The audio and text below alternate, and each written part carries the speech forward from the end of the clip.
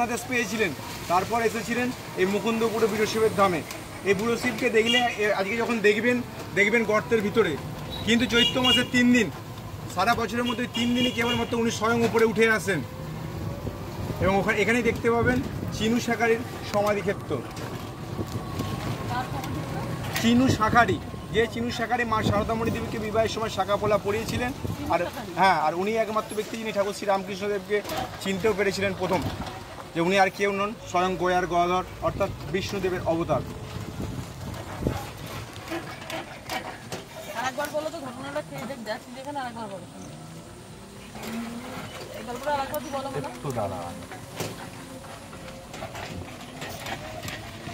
সব বলবো না।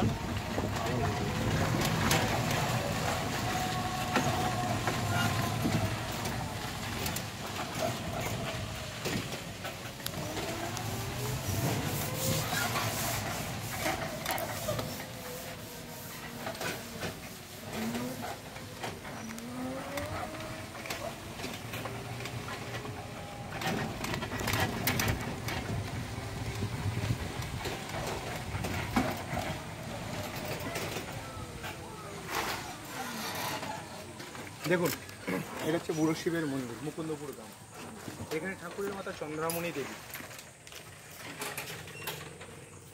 ধর্ণা দিয়েছিলেন ঠাকুর শ্রী রামকৃষ্ণদেবের আরোগ্য কামনার জন্য। কারণ কি ছিল না, ঠাকুর যখন ইয়েতে ছিলেন দক্ষিণেশ্বরে, তখন মা ভবতারিণীকে পাওয়ার জন্য ব্যাকুল হয়ে উঠেছিলেন। তার ওই ব্যাকুলতা দেখে গ্রামের মানুষগুলো ভেবেছিলেন উনি তো পাগল হয়ে গেছেন। সেই কারণে ওনার মাতা চন্দ্রামণি দেবী কামার পুকুরের জলে স্নান করে 3 দিন 3 রাত ধর্ণা দিয়েছিলেন গোপেশ্বরের শিব মন্দিরে। এবং সেইখান থেকে স্বপ্নাদেশ পান। তারপর উনি আসেন এখানে। তখন শিব ধর্ণা দিয়েছিলেন, তখন শিব মানে বুড়ো শিব ওনাকে বলেন যে না, তোমার ছেলে ভালো, মা ভবতারিণীকে পাওয়ার জন্য ব্যাকুল হয়ে আছে, মা ভবতারিণীকে পেয়ে গেলে তোমার ছেলে ঠিক হয়ে যাবে, তুমি বাড়ি চলে যাবে। আর এখানে রয়েছে যে পিঙ্ক কালারের যেটা বাড়ি দেখতে পাচ্ছেন, ছোটো পাড়া সরু পাড়া, ওইটাই হচ্ছে চিনু শাঁখারির সমাধি। ঠিক আছে। আর চৈত্র মাসের 3 দিন এখন গিয়ে দেখবেন, কিন্তু গর্তের ভিতরে প্রভুকে এই চৈত্র মাসের 3 দিন স্বয়ং উনি উপরে উঠে আসে। এখনো সে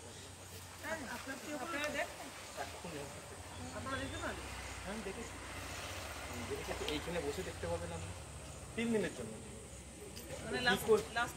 হ্যাঁ, ওই কাজ কি করে উঠে আসে, কেন উঠে আসে আসে দেখো কত রকমের কাহিনী এখানে। আর এখানে উপরে লেখা আছে, আপনারা পড়ে নিতে পারেন। ওই দেখুন শিবের পাশে লেখা আছে। এই যে এই স্থানে বাবা বুড়ো শিব অত্যন্ত জাগ্রত দেবতা, এবং তার এই পবিত্র মন্দিরটি খুবই প্রাচীন।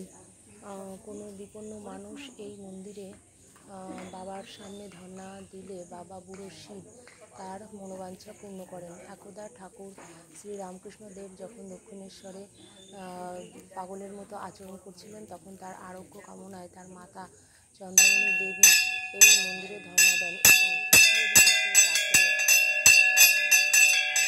দৈববাণী শুনতে পান, ওর ছেলে পাগল নয়, মা ভবতারিণীর আরাধনায় বিভোর। এরপর ঠাকুর জননী মনে শান্তি নিয়ে বাড়ি ফিরে যান।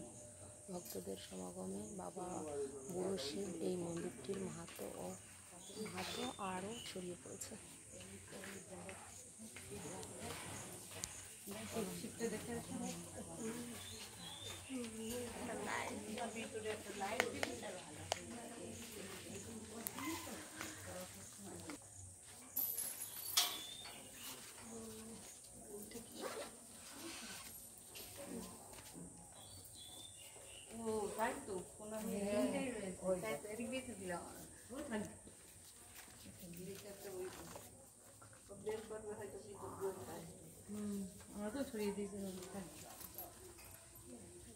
লেখাটা মুছে গেছে, বোঝা যাচ্ছে।